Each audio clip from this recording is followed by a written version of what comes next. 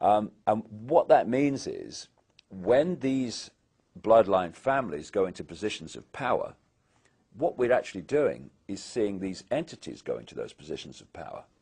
And so the secret society network is there to manipulate these bloodline families and their agents into the positions that dictate society and the direction it goes and all the rest of it. And because we can only decode their visible light level, we see the human level. We see people under different names called Rockefeller and Rothschild and Bush and Obama and all the rest of it. But if we could see beyond visible light just a little bit, and some people can, you would see overshadowing these people anything but a human entity.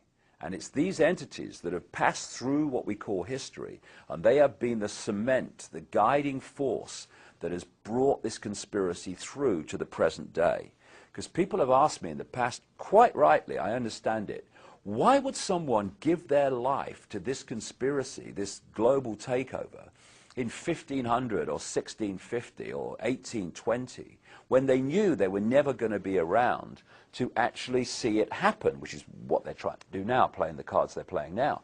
The answer to that is they were just vehicles. These entities are the common force passing through history, which has led this conspiracy to where it is today. And the idea is to so tie up the world that they make everywhere in the world dependent on everywhere else in the world, which means that no one has control over their own destiny. It's all in the hands of other people and situations that they have no control over. That's the idea. People talk about the prison planet. The prison planet is the human mind in prison. That's what it is. But if you keep going, because you want to know the origin of this, then you go out of this reality called visible light. You go out of this into other levels of reality. If you go to a stage hypnotist show, what do you see? You see stooges on the stage, and then you see the hypnotist, and he goes along and he uses his techniques to implant a belief in reality into the stooges. He might tell them there's an elephant in the audience. He might tell them that the woman next to the person is naked. And when you start to understand how we create reality and decode reality, you can see how simple this is. The brain is decoding reality like a computer decodes information and puts it on the screen. However, if you program the computer to read the information in a certain way, then it will. And in the same way, if you can program the human brain to read information in a certain way, then it will. Example, in a hypnotist stage show, I've seen people being given a potato and being implanted with the belief that it's an apple. Now, when they eat that, normally they would reel back a raw potato, but they don't, because the electrical signals carrying the taste of that potato go to the brain and normally would be decoded as a potato. Because of the implanted belief it's an apple, it decodes that as an apple, and they actually taste an apple. I've seen people in a hypnotist stage show being told that when a certain code is given, they're going to smell something horrible. And he gives the code, and the line of them go, "Oh my God!" This is how it's possible. Now you take that onto the collective level, and you think that when we're watching television, our brain waves go into the same brainwave state as they do in a hypnotic trance. And what that does is open the mind, open the psyche to programming from, and what do we call those things between the adverts? What do they call them? Programs, television programs. It's television programming. So we think of a hypnotist programming people in a stage show, but the media, not least through television, is constantly programming the human psyche with a sense of itself, a sense of the world, a sense of what's happening in the world, a sense of what to think about people like politicians and Obama, what to think about the way the system works. If we succumb to that program, and vast numbers of programming, and vast numbers of people do, then we're simply going to go through robotically, just like the Stooges on a stage hypnotist show, and we're going to react to the world, and we're going to behave in a way that we've been programmed to behave in. And this programming is 24/7. And another aspect of this program we laughingly call education. If you were sitting around a table, I don't know, a century or so ago, and you said, right, okay,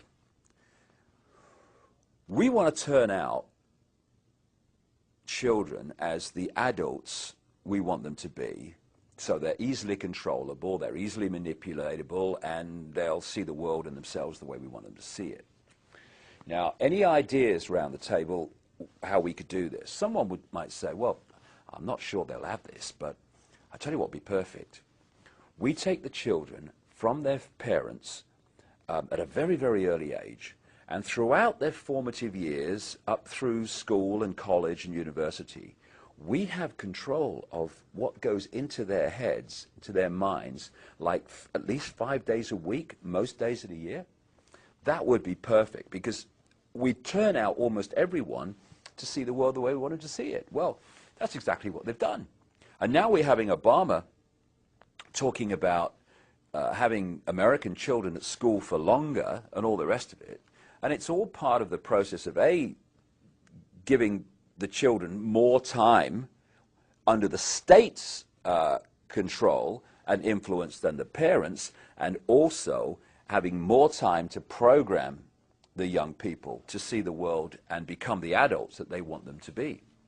There's one area that's very important to understand in how people apparently come out of nowhere to positions of power and influence, like they say, or lots of people believe, that Obama came out of nowhere. He was prepared for a very long time to do what he's doing now. These people do not do ad lib. They don't do make it up as you go along. It's all projected a long way forward. And it's also extraordinary the number of people, even in the apparently lower positions of power and influence within the church, within entertainment, etc., who turn up as expressions of this bloodline elite. And I've understood this over the years, having met people who've been on the inside. I'll give you one example.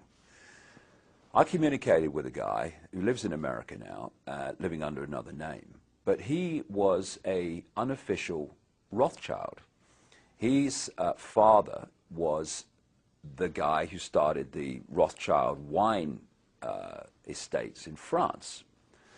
And he told me how the Rothschilds and these bloodline families not only interbreed with many different women to produce the bloodline, but they actually have sperm banks, because the sperm bank holds the genetic code that they operate on. And part of that genetic code is it's had deleted from it any feeling of empathy. Very, very important point.